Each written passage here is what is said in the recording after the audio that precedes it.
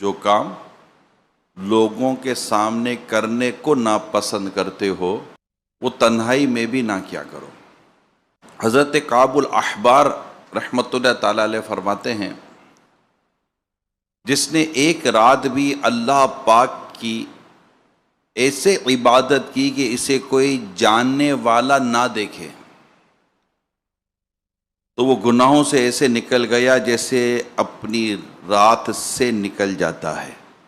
پیارے پیارے اسلامی بھائیوں، تنہائی یہ ایک بہت ہی بڑا امتحان کا مقام ہوتا ہے ہم سب کے لیے۔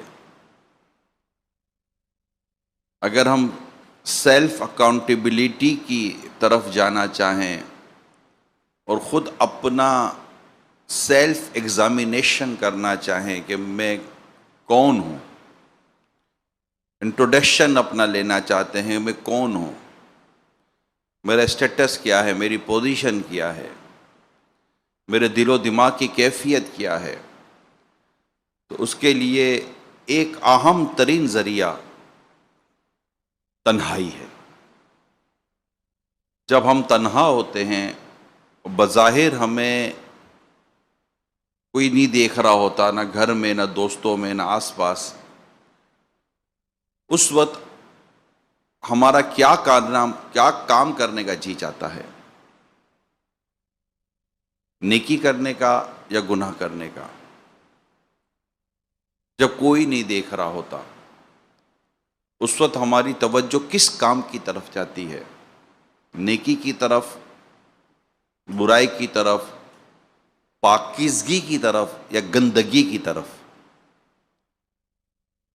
اور اس وقت موبائل اگر ہمارے ہاتھوں میں ہے، نہ موبائل کمزور ہے، نہ نیٹ ورک کمزور ہے، نہ کوئی ڈیٹا کا پرابلم ہے، چلانے بھی آتا ہے، اس وقت آپ کی انگلیاں کس ویب سائٹ کا وزٹ کرنا پسند کرتی ہیں؟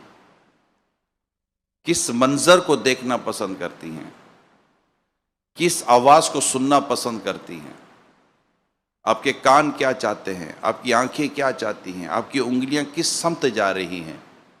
آپ کا ذہن، کیونکہ یہ سب جو کمانڈ ہے وہ دماغ سے ہے، جو کمانڈ ہے وہ دماغ سے ہے، جو کمانڈ ہے وہ دل سے ہے، کہ یہاں سے کیا آپ کو آرڈر پلیس ہو رہا ہے۔ امام غزالی علیہ رحمہ فرماتے ہیں نا کہ جسم ایک سلطنت ہے اور اس کا بادشاہ دل ہے، باقی سب اس کی رعایا ہے، حکم یہاں سے صادر ہو رہا ہے کہ تمہیں کیا کرنا ہے، کمانڈ آ رہی ہے یہاں سے کہ تم نے کیا کرنا ہے۔ تو دل و دماغ کا اگر امتحان بندہ لینا چاہے کہ میرے دل و دماغ کی کیفیت اور میرے دل و دماغ کی صورت کیا ہے، تو اس کے لیے تنہائی زبردست ایک طرح سے کہیں کہ ایگزامینیشن ہال ہے، کہ ہم بیٹھے ہیں تنہائی میں اور ہم دیکھ رہے ہیں کہ ہمیں کوئی بھی نہیں دیکھ رہا، تو اس وقت ہمارا کیفیت کیا ہے۔ آج ہمارا بیان بھی اسی طرح، یعنی اسی موضوع کو انشاءاللہ میں لے کر چلوں گا، کیونکہ جب حیا ہوتی ہے نا، اور اللہ کی رضا والی حیا ہوتی ہے، صحیح حیا ہوتی ہے، تو وہ تنہائی میں ہو یا لوگوں کے درمیان میں ہو، حیا اسے اس کام سے بچاتی ہے جس کے بارے میں یہ ہے کہ اس سے وجہ سے لوگ جھینپ جائیں گے، یعنی کہ خود کو کسی چیز سے جھینپ جانا، رک جانا، گھبراہٹ پیدا ہوتی ہے کہ نہیں یار یہ کام مجھے نہیں کرنا چاہیے۔ تو اللہ پاک ہم سب کو اپنی تنہائیوں کو نیکی کے ساتھ گزارنے کی توفیق عطا فرمائے۔ یہ بڑا امتحان ہوتا ہے میرے پیارے اسلامی بھائیوں، بڑا امتحان ہوتا ہے۔ اچھا، یہ بات بھی بتاتا چلوں کہ یہاں جو میری مراد تنہائی ہے، اس میں کچھ چیزیں شامل ہیں۔ محض ایک تنہائی تو وہ ہوتی ہے جس میں آپ اکیلے، کوئی اور آپ کے ساتھ نہیں ہے، مگر کچھ تنہائیاں اس طرح کی ہوتی ہیں کہ کوئی شریک گناہ ضرور ہوتا ہے، اور دونوں کے نزدیک یہ تنہائی ہوتی ہے کہ ہم دو، تین یا چار کے سوا کوئی بھی نہیں دیکھ رہا۔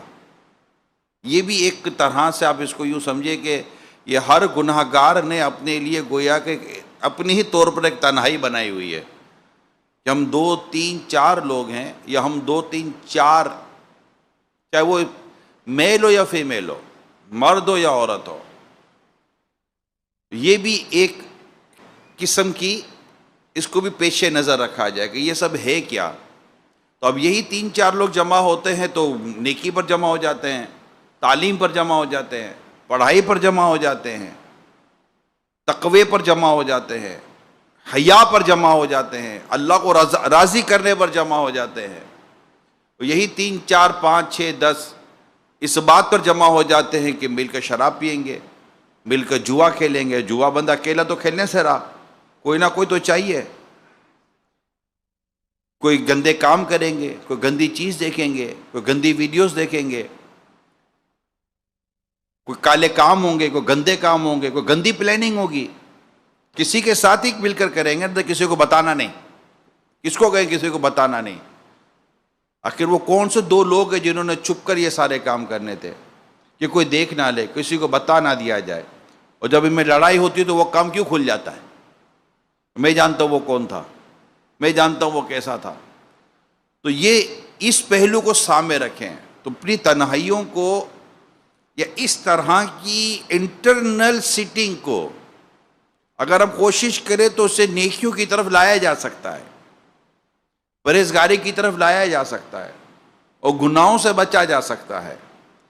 کہ جو نیکی کے ساتھ رات گزارتا ہے اس کا ثواب تو آپ نے سنا، لیکن جو گناہوں کے ساتھ وقت گزارتا ہے، رات گزارتا ہے، اس کے تعلق سے بھی سنتے چلے جائیں.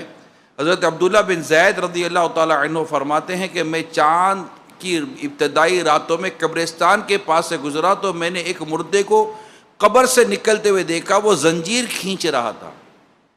پھر میں نے ایک شخص کو دیکھا جس نے وہ زنجیر پکڑی ہوئی تھی، اس نے باہر نکلنے والے شخص کو اپنی طرف کھینچا اور قبر میں واپس لے گیا.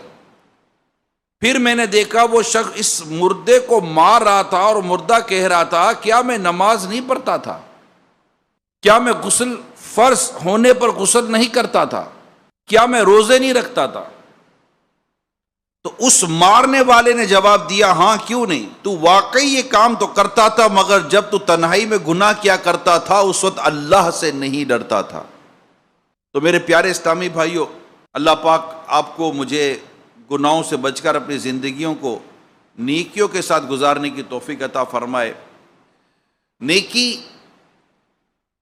کرنے کی اگر طلب ہو، اللہ کو راضی کرنے کی سوچ ہو، تو بندہ بعد اوقات تنہائی کو غنیمت جانتا ہے. بھائی نماز قضا ہے معاذ اللہ، اب وہ قضا نماز ادا کرنی ہے، اس کو کسی کو بتا کر تو کرنے سے رہا. اور بہتر یہ ہے کہ لوگوں کے سامنے نہ بھی کرے، کہ اعلان ہی نہ ہو کہ مجھ پر بھی نماز قضا آتی. تو قضا نماز ادا کرنے کا بہترین ٹائم کون سا؟ جب کوئی دیکھ نہیں رہا، پتہ ہی کسی کو نہیں ہے کہ میں کیا کر رہا ہوں. تو اب جیسے تہجد کی نماز کے جو فضائل ہیں اور تہجد کی نماز کی جو اہمیت ہمیں بیان کی گئی ہے، اس اہمیت میں یہ بات بھی ہم نے پڑھی ہے، آپ نے بھی پڑھی ہوگی، کہ اس کی ایک خوبی یہ ہے کہ اس وقت کوئی گہما گہمی نہیں ہوتی، شور نہیں ہوتا، اور پھر کوئی دیکھنے والا نہیں ہوتا سوائے رب کے، تجھے کوئی نہیں دیکھ رہا. بڑی پرانی بات جو میں نے کتاب میں پڑھی تھی، ایک تصوف کی کتاب میں نے بات پڑھی تھی، کہ جب رات ہوتی تھی اور بالکل اندھیرا چھا جاتا تھا، لوگ گھروں میں سو جاتے تھے، تو اللہ کے نیک بندے یہ کہتے ہوئے دکھائی دیتے تھے، یعنی ان کے چہروں پر مسکراہٹ اور ان کے چہروں پر بشاشت ہوتی تھی، اور ان کے جذبات اور تاثرات یہ ہوتے تھے کہ اب مزہ آئے گا، اب ہم عبادت کریں گے کہ اب سوائے خدا کے ہمیں کوئی بھی نہیں دیکھے گا. ان کی کیفیت عجیب ہو جاتی تھی، صورت بدل جاتی تھی ان کی. اور ایک وہ بھی ہے کہ جب تنہائی ہوگی، امی ابو گھر پر نہیں ہیں، بھائی بہن گھر پر نہیں ہیں، چل آجا، موبائل کھول لیں گے، کوئی اور اسی چیز کھول لیں گے، یا پہلے سے پلاننگ ہوگی، یا ہوگا یار آپ میرے گھر پر آ جانا، خدا نہ خواستہ کسی نیکی کے نام پر جمع ہوں گے، دھوکہ دے کر جمع ہوں گے، گھر والوں کو یہ کہیں گے کہ ہم فلاں کام کے لیے جمع ہو رہے ہیں اور کرنا کچھ اور ہوتا ہوگا. تو یہ جو بے حیائیوں کا جو سلسلہ، اللہ پاک ہمارے حال پر رحم فرمائے. اور یہ موضوع اس لیے زیادہ ضروری اب بنتا چلا جا رہا ہے کہ اس وقت ایک انتہائی پلاننگ کے ساتھ، جی ہاں انتہائی پلاننگ کے ساتھ، اصل میں یہ پہلو بھی آپ کے میرے پیش نظر ہونا چاہیے. بھائی بہت پہلے ایسا بہت زیادہ کھل کر تو چیزیں نہیں ہوا کرتی تھی. اتنی زیادہ اویلیبلٹی بھی نہیں تھی، دستیابی بھی نہیں تھی، آسان بھی نہیں تھا، بڑا مطلب کہ بہت ہی اہتمام اور بڑا چپ کر بڑے کام کرنے پڑتے تھے۔ میں بے حیائی کی بات کر رہا ہوں، میں فحاشی کی بات کر رہا ہوں، چاہے وہ ظاہری ہو یا چھپی ہوئی ہو، جس کے تعلق سے قرآن کریم سورہ انعام میں بھی ہے، سورہ اعراف میں بھی ہے، چھپی ہوئی بے حیائیاں اور کھلی ہوئی بے حیائیاں، ان دونوں کے تعلق سے ذکر قرآن کریم میں موجود ہے۔ تو ان تمام تر پہلو کو اگر سامنے رکھتے ہیں تو اللہ پاک نے ہمیں ان حرام کاموں سے منع فرمایا ہے، فحاشی سے منع فرمایا ہے، بے حیائیوں سے منع فرمایا، ہمیں روکا گیا ہے ان چیزوں سے۔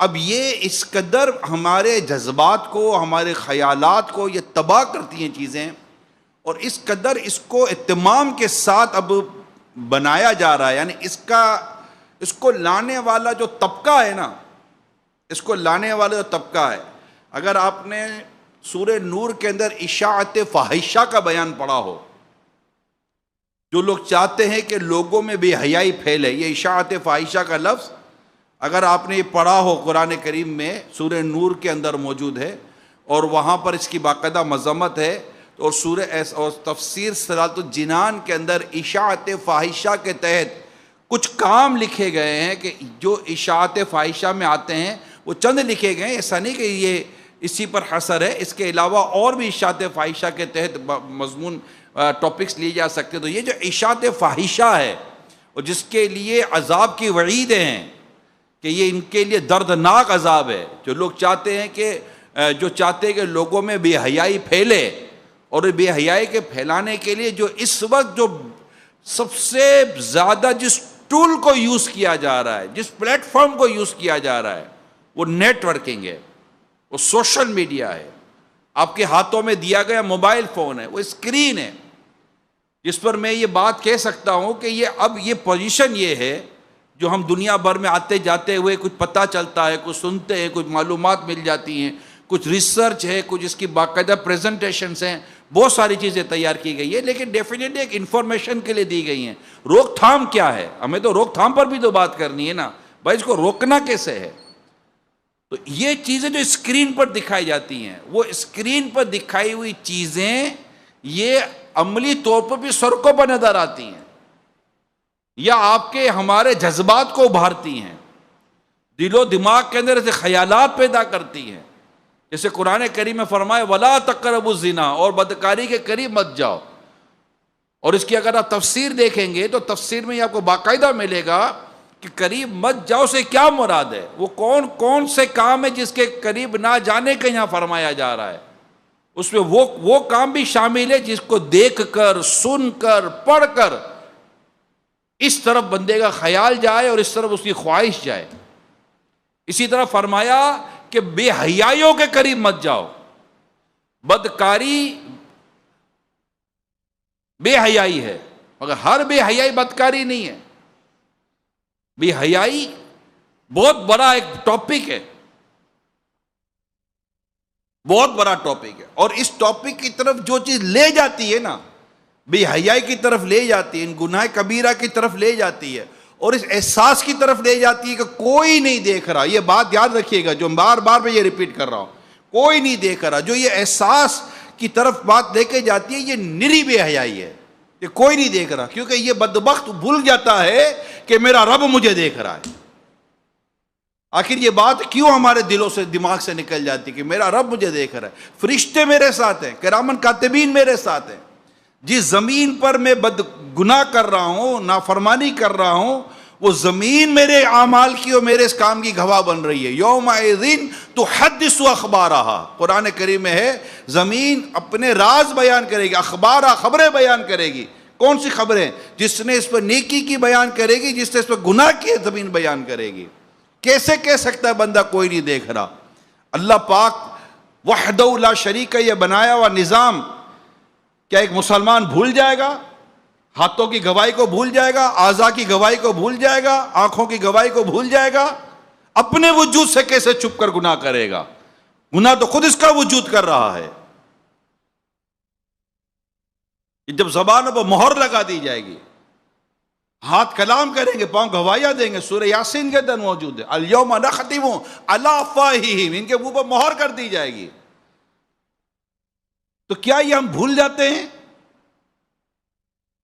کہ یہ کیا کچھ ہے؟ اور پھر اس کی تباہی سوچیے، تباہی۔ حجر اسود کتنا مقدس پتھر ہے، حجر اسود کتنا مقدس پتھر ہے۔ کیا آپ نے روایت میں نہ پڑھا، روایت میں نہ سنا کہ یہ سفید تھا، جنتی پتھر، اور اس کے سیاہ ہونے اور کالا ہونے کی جو وجہ بیان کی گئی، یہ کی گئی لوگوں کے گناہ لے لے کر یہ پتھر کالا ہو گیا، رائٹ؟ اب صوفیہ کرام کی بات سنیے، فرماتے ہیں یہ پتھر لوگوں کے گناہ لے کر کالا ہو گیا، حالانکہ یہ پتھر ہے۔ اب سوچئے کہ وہ دل کا کیا حال ہوگا جو گناہ کرتے کرتے کالا ہو جائے۔ کتنی زبردست چوٹ کرنے والی بات ہے یہ، کہ اس دل کا کیا عالم ہوگا کہ جو گناہ کر کر کر کر کے کالا ہو گیا۔ اچھا، گناہ کر کر کے جب دل کالا ہو جاتا ہے، اب اس پر تو باقاعدہ روایت موجود ہے دل کے کالے یہ سیاہ ہو جانے پر، اور اس روایت کو اللہ کرے کہ ہم اس کو سمجھنے میں کامیاب ہو۔ سرکار مدینہ صلی اللہ تعالی علیہ وآلہ وسلم فرمائے، جب بندہ کوئی گناہ کرتا ہے تو اس کے دل میں ایک سیاہ نقطہ پیدا ہو جاتا ہے، بلیک اسپاٹ، بلیک ڈاٹ کہہ لیں آپ، بلیک اسپاٹ کہہ لیں، سیاہ نقطہ اس کے دل پر لگ جاتا ہے۔ جب اس گناہ سے باز آ جاتا ہے تو توبہ استغفار کر لیتا ہے تو اس کا دل صاف ہو جاتا ہے، اور اگر پھر گناہ کرتا ہے تو وہ نقطہ بڑھتا ہے، یہاں تک کہ پورا دل سیاہ یعنی کالا ہو جاتا ہے۔ اور یہی وہ زنگ ہے جس کا ذکر اللہ پاک نے قرآن کریم میں بھی فرمایا ہے۔ اب یہ سنیے کہ جس کا دل سیاہ ہو جاتا ہے، کالا ہو جاتا ہے، اسے گناہ کرنے میں شرم یا جھجک محسوس نہیں ہوتی، یہ اس کی تباہی ہے۔ امام غزالی علیہ رحمۃ اللہ علیہ فرماتے گناہ کرنے سے دل سیاہ ہو جاتا ہے، گناہ کرنے سے دل کالا ہو جاتا ہے، اور دل کی سیاہی کی علامت اب بیان کی جا رہی ہے،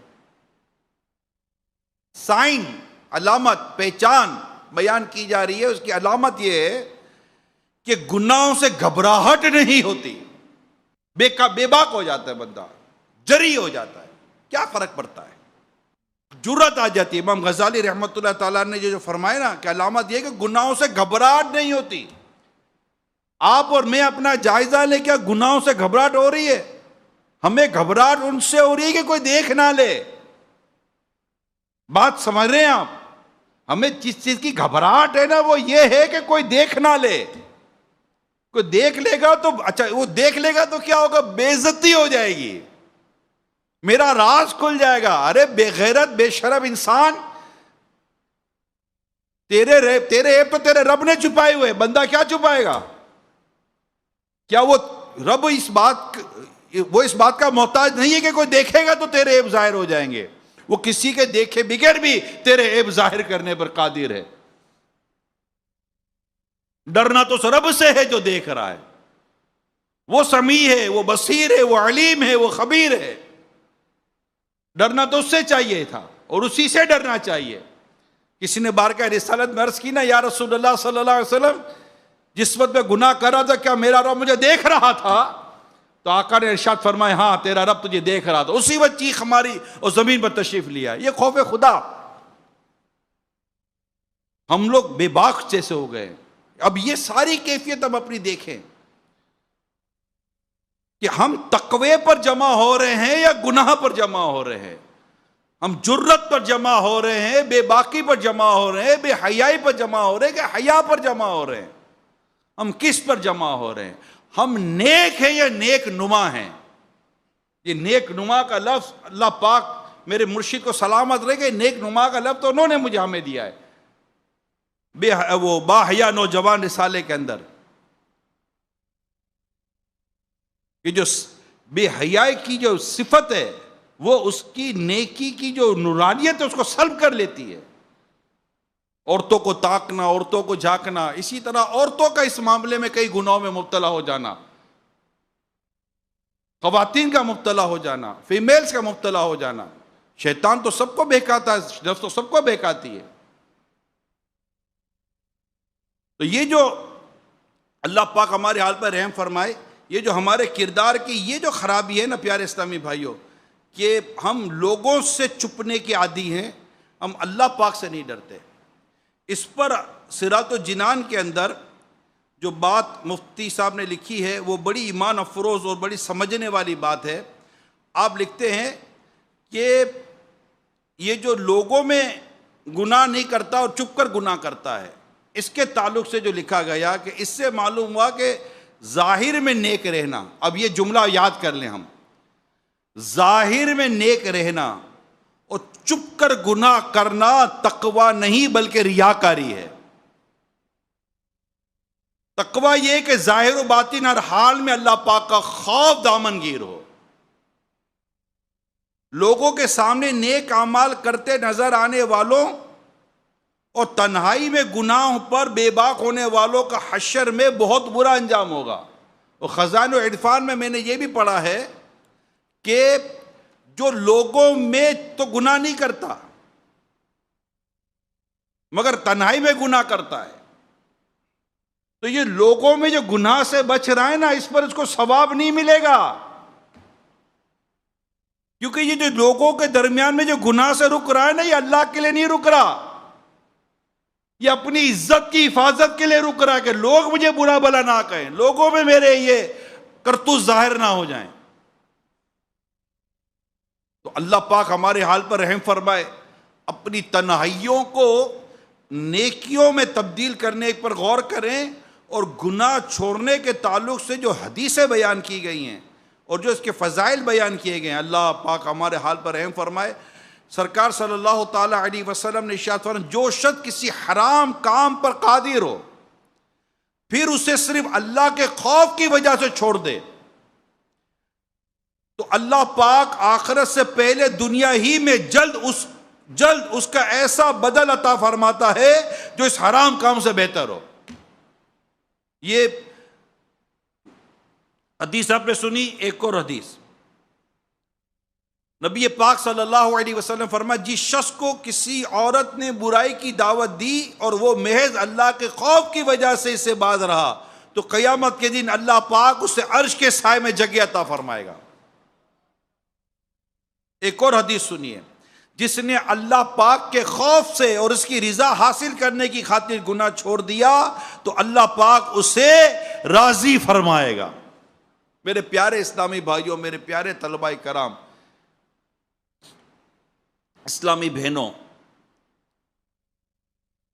اللہ پاک آپ کو مجھے گناہوں سے محفوظ رکھے۔ گناہ یہ جہنم کی طرف لے جاتے ہیں، نیکی جنت کی طرف لے جاتی ہے۔ اللہ پاک نے جو ہمیں حرام کاموں سے بچنے کو حکم ارشاد فرمایا ہے، اس کے تعلق سے بھی میں آپ کو ایک حدیث سناتا ہوں کہ ظاہری و باطنی بے حیائیوں کو حرام قرار دینے کی جو وجہ ہے، یہ باقاعدہ حدیث پاک میں بیان، مسلم شریف کی حدیث سنا رہا ہوں۔ حضرت عبداللہ بن مسعود رضی اللہ تعالی عنہ سے روایت ہے، پیارے آقا صلی اللہ علیہ وسلم نے فرمایا، اللہ پاک سے زیادہ کوئی غیور نہیں، اسی لیے اللہ تعالیٰ نے تمام ظاہری اور باطنی فواحش یعنی بے حیائیوں کو حرام قرار دیا ہے۔ یہ بات ہمارے پیش نظر رہے اور اللہ پاک سے ہم دعا کریں کہ یا اللہ ہمیں حیا کی نعمت عطا فرما، ہر حال میں حیا ہو۔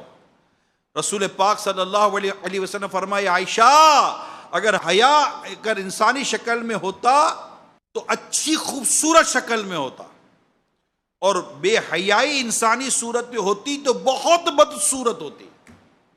ایک اور حدیث پاک میں ہر دین میں ایک اچھا خلق ہے، اور دین اسلام کا عمدہ خلق حیا ہے۔ ایک اور حدیث پاک سنیے، بے حیائی جس چیز میں بھی ہوگی اس کو عیب دار ہی کرے گی، اور حیا جس میں بھی ہوگا اسے آراستہ پیراستہ ہی کرے گا، خوبصورت بنا دے گا اسے۔ ایک اور حدیث سنیے، حیا اور ایمان ایک ساتھ رہنے والے ساتھی ہیں، حیا اور ایمان ایک ساتھ رہنے والے ساتھی ہیں، جب ان میں سے ایک اٹھ جائے تو دوسرا خود بخود اٹھ جاتا ہے۔ ایک اور حدیث سنیے، حیا ایمان کا شعبہ ہے، اور اس شخص کا کوئی ایمان نہیں جس میں حیا نہیں۔ الحیاء شعبۃ من الایمان، تو حیا اللہ پاک ہمیں عطا کرے، یعنی کہ ایک صغیرہ گناہ میں پڑ جانا یعنی ایک طرف نفلی عبادت ہے اور ایک طرف صغیرہ گناہ میں پڑ جانا، ان دونوں کو بھی تقابل کیا گیا باحیا نوجوان کے اندر، کہ اگر ایک شخص نے زندگی میں کبھی ایک نفلی عبادت نہ کی تو اس کی کوئی گرفت نہیں ہے، مگر ایک صغیرہ گناہ اس کو جہنم میں جھونکنے کے لیے کافی ہے۔ اللہ پاک ہماری نگاہوں کی حفاظت عطا فرمائے، ہمیں حیا کرنے کی توفیق عطا فرمائے، اس مقام سے ہم دور رہیں، اس مقام سے ہم بچیں جس کی وجہ سے ہمیں گناہوں میں پڑنے کے امکانات بڑھ جاتے ہیں، گناہوں میں پڑنے کے اندیشے بڑھ جاتے ہیں۔ اپنی تنہائیوں کو نیکیوں کے ساتھ گزارنے کی عادت پیدا کریں۔ میں چند یہاں پر تنہائیوں میں کون کون سی نیکیاں اختیار کی جا سکتی ہیں ایک سوچ دینے کے لیے کچھ مدنی پھول عرض کرتا ہوں۔ تنہائی، اکیلے تلاوت قرآن پڑھنے کا دل ہو رہا ہے۔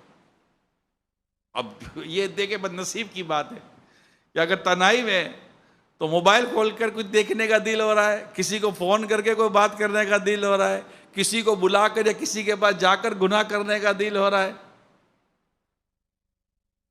یا گناہ کرنے کی بجائے نیکی کرنے کا دل ہو رہا ہے، کس چیز کا دل ہو رہا ہے؟ اگر تنہائی میسر ہے تو تلاوت قرآن کریم کی جا سکتی ہے۔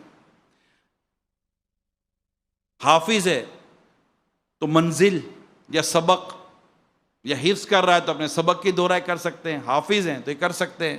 درس نظامی کر رہے ہیں، اپنے اسباق کو یاد کر سکتے ہیں، اپنی گرامر مضبوط کر سکتے ہیں، عبارت درست کر سکتے ہیں۔ بھائی کسی کو معاذ اللہ کو کسی کو بلاتا ہے، گناہ کرتے ہیں تو آپ ہی تو کسی کو بلا سکتے ہیں، یا ذرا میری پڑھائی کو ذرا درست کروا دو، میری عبارت کو درست کرا دو، میرے اعراب کو درست کروا دو، میرے پچھلے سبق رہ کے تھے وہ درست کروا دو۔ یہ تو بس سب سوچ ہے۔ اچھا، یہ سب ڈیپینڈ کرتا ہے ہماری تھنکنگ کیا ہے، ہماری سوچ کیا ہے، کمانڈ کیا آ رہی ہے۔ وہ روایت یاد آ رہی ہے،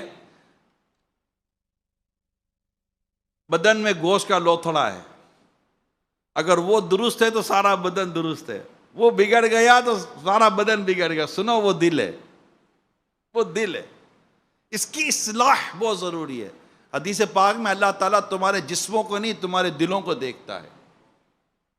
ہماری کیفیتیں ریاکاری کی، حسد کی، بدگمانی کی، یعنی بدگمانی کو اعلیٰ حضرت نے دل کی غیبت کہا ہے، یہ جیلسی، یہ سب قلبی کیفیات کا نام ہے۔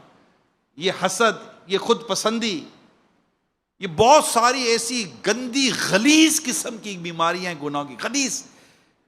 اگر ان میں بدبو ظاہر ہو رہی ہوتی نا تو اس کی بدبو اتنی گندی ہوتی کہ شاید ہمارا جینا مشکل ہو جاتا۔ یہ اتنی گندی بیماریاں ہیں، جب بندے کو خود یہ ریئلائز ہو جاتا ہے نا کہ مجھ میں یہ بیماری ہے، وہ خود اپنے آپ پر گھین کھاتا ہے کہ میں اتنا گندا آدمی ہوں، میں اتنا، مطلب وہ اپنے آپ کو گالیاں دے گا۔ اچھا، یہ نفس کو ڈانٹنا، یہ امام غزالی علیہ الرحمہ نے سکھایا، اپنی نفس کو ڈانٹا کرو۔ منہاج العابدین میں نفس کو ڈانٹنے کی باقاعدہ وہاں پر عبارتیں لکھی ہوئی ہیں کہ نفس کا ڈانٹنا کیا ہوتا ہے، نفس کو کن کن جملوں سے ڈانٹا جائے۔ تو یہ وہ بیماریاں جو دلوں کے اندر، اللہ پاک ہمارے حال پر رحم فرمائے کہ دلوں میں بس یہ گھر کر جاتی ہے، پتہ بھی نہیں چلتا۔ بظاہر نیک نظر آ رہا ہوتا ہے، دل اتنا گندا کہ کیا ہم کہتے ہیں وہ دنیا دار، وہ دنیا دار، اگر اس کی صرف داڑھی نہیں ہے تو وہ دنیا دار، وہ نماز نہیں پڑھتا تو وہ دنیا دار، بالکل وہ گناہ کر رہا ہے، بالکل غلط کام کر رہا ہے۔ مگر یہ جو دل کے اندر جو ہزار قسم کے حرام کام پال کے بیٹھا ہوا ہے، یہ نیکوکار، یہ متقی پرہیزگار، اس کو اس بات کا کوئی احساس نہیں، باہر سے بالکل ستھرا، اندر سے بالکل گندا، ہوں بظاہر بڑا نیک صورت، کر بھی دے مجھ کو اب نیک سیرت، ظاہر اچھا ہے باطن برا ہے، یا خدا تجھ سے میری دعا ہے۔ اللہ پاک ہمیں حیا عطا فرما دے، اور ہم اپنی تنہائیوں کو، اور اس طرح جو بھی 2 4 10 اس ٹائم بھائی ہم جمع ہوتے ہیں، اس میں بھائی یہی ہو کہ بس اچھی باتیں ہوں، جیسے صحابہ کرام علیہ رضوان ملا کرتے تھے، اولیاء کرام ملا کرتے تھے، نماز کی باتیں، روزوں کی باتیں، تلاوت کی باتیں، نیکیوں کی باتیں ہوا کرتی تھی، پرہیزگاری کی باتیں ہوا کرتی تھی، صحبت رسول صلی اللہ علیہ وسلم کی باتیں ہوا کرتی تھی، نیکی و پرہیزگاری کی باتیں ہوا کرتی تھی، اور دیگر اس طرح کے موضوعات ان کے ہوا کرتے تھے۔ ہمارا تو ادھر کا موضوع، ادھر کسی موضوع کا نہ ہاتھ ہے نہ پیر ہے. فیشنوں کے موضوع، ایکٹروں کے موضوع، گلوکاروں کے موضوع، معاذ اللہ فلموں کے موضوع، ڈراموں کے موضوع، اگر یہ ہمارے معاشرے میں یہ ہو رہا، خدا نہ خواستہ اگر یہ موضوع کسی نیک نظر آنے والے کے دل و دماغ اور اس کی صحبت کے اندر رچ بس گئے، اللہ کی پناہ بنے گا کیا؟ اور خدا نہ خواستہ جو رہنما بننے والا ہی اگر بھٹک جائے تو پھر رہنمائی کرے گا کون؟ قرآن کریم کے ان موضوعات کو ہم پڑھیں جہاں اس چیزوں کا بیان ہے. اور پھر میرے پیارے اسلامی بھائیوں اور اسلامی بہنوں، جنت کا بیان پڑھیں، جنت کا بیان پڑھیں، جنت کی نعمتیں، جنت کی حوریں، جنت کے مشروبات، جنت کی غذائیں، جنت کے بازار، جنت کے زیورات، جنت کے محلات، پھر وہ جنت کے جہاں پر رسول پاک صلی اللہ علیہ وسلم کا پڑوس نصیب ہوگا، پھر وہ جنت جہاں اللہ پاک کا دیدار نصیب ہوگا. اس جنت کو پڑھیں. اور جنت میں کون سے اعمال ہیں جو مجھے جنت میں لے جائیں گے، اور وہ کون سے کام ہیں جو مجھے جنت سے محروم کر سکتے ہیں، تاکہ ہم دوڑے جنت کی، دوڑو اللہ پاک کی رحمت کی طرف. کیونکہ جنت اللہ نے اپنے نیک بندوں کے لیے تیار کر رکھی ہے. اور جہنم میں لے جانے والے اعمال کو پڑھیں گے، یہ کام تو جہنم میں لے جائیں گے. اور جہنم کس قدر بھیانک مقام ہے، اللہ کی پناہ. اللہ تعالی ہم سب کو محفوظ رکھے جہنم سے. اللہم اجرنی من النار. تو یہ جو بے حیائیاں ہیں نا، یہ ہمارے کردار کو برباد کر رہی ہیں، ہمارے مقصد کو برباد کر رہی ہیں. یعنی باقاعدہ ایک مافیا، ایک پلاننگ، ایک باڈیز ہیں کہ جن کا کام ہی لوگوں میں ان چیزوں کو عام کرنا ہے کہ جس سے یہ مصروف ہو جائیں اپنے اپنے چیزوں کے اندر. اور مسلمان کو بے حیائی کی طرف لانا، اور مسلمان اگر بے حیائی میں پڑ گیا، گندگی میں پڑ گیا، بد نگاہیوں میں پڑ گیا، گانوں میں پڑ گیا، فلمیں ڈراموں میں پڑ گیا، تو اپنے مقصد سے ہٹ جائے گا. آپ اس پر غور کریں. رسول پاک صلی اللہ علیہ وسلم اپنے ایک صحابی کو دیکھ رہے ہیں، ارشاد فرمایا کیا کر رہے ہو؟ عرض کی یا رسول اللہ چکنی مٹی سے گھر لیپ رہا ہوں. ارشاد فرمایا موت اس سے پہلے آ جائے گی. مصطفیٰ کریم صلی اللہ علیہ وسلم کا اپنی امت کو درس تو دیکھیں. اس وقت برائیاں پہلے سے بہت زیادہ آسان اور فنگر ٹپس پر ہیں، کوئی ایشوز نہیں ہیں. پہلے گناہ کرنے کے لیے بندہ کہاں جاتا تھا، اب تو گناہ اس کے سیٹ کے اندر آ رہا ہے، پرابلم ہی کوئی نہیں ہے. اب یہاں پر کام ہے، سوچو کہ آپ اس سے نہیں روک سکتے لوگوں کو. اب کیسے بولو گے موبائل چھوڑ دو؟ اب چھڑوائیں کیسے؟ لوگوں سے موبائل چھڑوائیں گے؟ تکیہ چھڑوا سکتے ہیں آپ، نیند چھڑوا سکتے ہیں، میں کہتا ہوں ایک ٹائم کا کھانا چھڑوا سکتے ہیں آپ. میں نہیں سمجھتا کہ موبائل چھڑوائیں گے. اب 7 ارب دنیا کے لوگ موبائل یوزر ہیں، اور 5 ارب سے زیادہ اس وقت دنیا کے اندر انٹرنیٹ یوزر ہیں. اور یہ پرسنٹیج ہر ماہ بڑھ رہی ہے، ٹیکنالوجی بڑھ رہی ہے. اچھا قیمت سستی ہو رہی ہے، موبائل مہنگے ہو رہے ہیں، لیکن یہ فیسلٹی جو ہے نا، یہ بھی ایک دیکھیے کہ پہلے موبائل اتنے مہنگے نہیں تھے، فیسلٹی مہنگی تھی، قدریں مہنگی تھی. اب موبائل مہنگے ہو رہے ہیں، اب تو خرید رہے ہیں بھیا، عادی ہو گئے. پہلے عادی بنایا، اب بولو، اب لوگ انتظار کرتے ہیں کہ 3 کی جگہ 4 لاکھ کا، 4 کی جگہ 5 لاکھ کا موبائل لینے کے لیے تیار ہیں. اسکرینیں بڑی آ جائیں گی، سہولتیں ہو جائیں گی، اسپیکر بڑے آ جائیں گے، ایشو ہی کوئی نہیں ہے. اب تو گلاسز آ گئے، پتہ نہیں کیا کیا آ چکا ہے دنیا بھر میں. عجیب و غریب قسم کا ماحول بنتا چلا جا رہا ہے، ایزی کر رہے ہیں.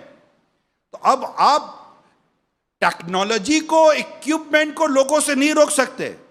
بہت مشکل کام ہے یہ. جو رک گیا وہ بس وہ سمجھے کہ کچھ اور ہی اللہ پاک کی اس پر رحمت ہے، اور ہی کچھ اسی طرح اس کا کام ہو گیا. لیکن جنرل بات کر رہا ہوں، بچوں سے لے کر بوڑھوں تک بہت مشکل ہے. بوڑھے بھی چلا نہیں پاتے، حسرت بہت ہو رہی ہے. ارے ہم کو بھی تو سکھاؤ، ہم کو بھی تو سکھاؤ، بڑے خردار کیسے چلاتے ہو یہ بوڑھے لوگ بھی آ گئے، بوڑھیاں بھی آ گئی ہیں. میرے کو بتا کیسے چلاتی ہے، میں بھی تو دیکھوں کیسا ہوتا ہے یہ بٹن، کیا بولتا ہے، اس کو دباؤ تو کچھ نہیں بولتا، اس کو دباؤ تو کچھ بولنا شروع کر دیتا ہے.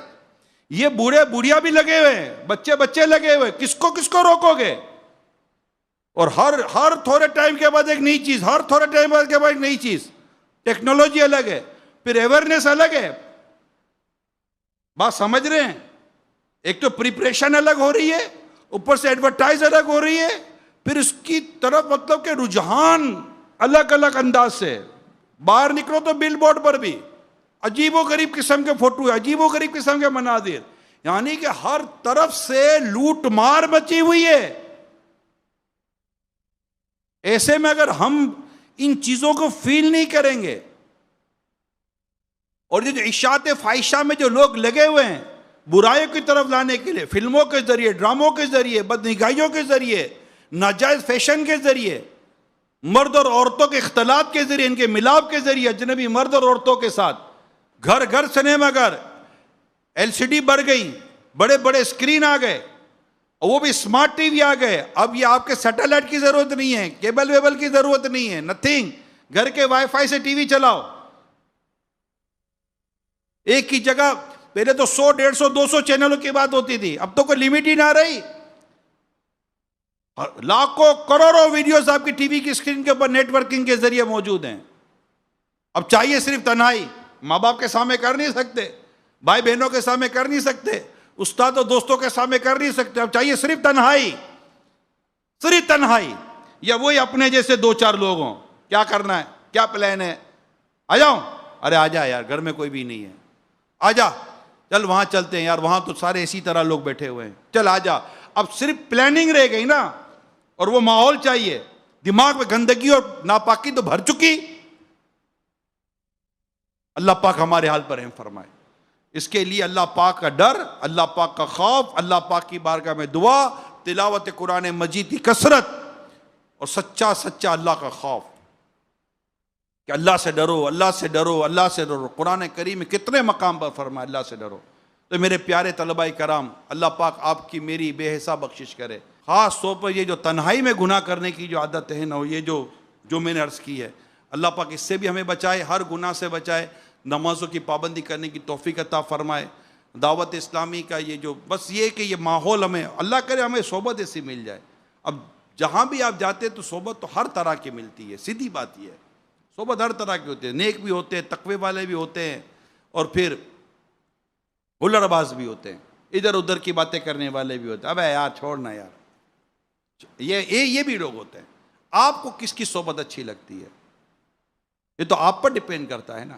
بزرگوں نے انسان کے نیچر کو پرندوں کے مانند فرمایا کہ کوا کوے کے ساتھ ہی نظر آئے گا، کبوتر کبوتر کے ساتھ ہی نظر آئے گا، چڑیا چڑیا کے ساتھ ہی نظر آئے گی. آپ کو کبوتر کوے کے حالانکہ دونوں کالے ہوں گے تب بھی ایک ساتھ نہیں بیٹھیں گے کہ کوا بھی ساتھ اور کبوتر بھی ساتھ. ایک دفعہ دیکھا تھا 2 پرندوں کو ایک ساتھ کسی نے، تو کہا یہ دونوں ساتھ کیسے؟ پتہ دونوں لنگڑے ہیں. کوئی وصف تھا جس نے دونوں کو جمع کر دیا. تو ہم صحبت کو کوستے ہیں، ٹھیک ہے، صحبتوں کا اپنا اثر ہوتا ہے، ہم کس صحبت کے طالب ہیں؟ ہمیں کون سی صحبت میں مزہ آتا ہے؟ گھمانے پھرانے والا، ادھر ادھر گھمانے والا، یا پڑھانے والا، پڑھنے والا، نیکی کرنے والا، نیک اعمال پر عمل کرنے والا، مدنی قافلوں کا مسافر، درس و بیان میں شرکت کرنے والا، نیکی کی دعوت عام کرنے والا، اپنا مطالعہ کرنے والا، کتابیں پڑھنے والا، اسباق کو یاد کرنے والا، قرآن کی تلاوت کرنے والا، تفسیر و شروحات پڑھنے والا، فقہ پڑھنے والا، فتاوی رضویہ پڑھنے والا، حدیثوں کی شرح پڑھنے والا، بہار شریعت پڑھنے والا، نماز پہلی صف میں ادا کرنے والا، اشراق چاش کا پابند، تہجد کا پابند، زلفوں کا پابند، امام شریف کا پابند، سفید مدنی حلیے کا پابند، سنتوں بھرا لباس پہننے والا، مسواک کرنے والا، نیکی کی باتیں کرنے والا، حیا کی باتیں کرنے والا، حیا سے شرمے، حیا سے اپنی نظریں جھکانے والا، جس کو دیکھ دیکھ کر ہمیں مطلب کہ مزہ آ جائے کہ یا اللہ اس کا صدقہ میری بخشش کر دے. کون ہمیں پسند کون ہے؟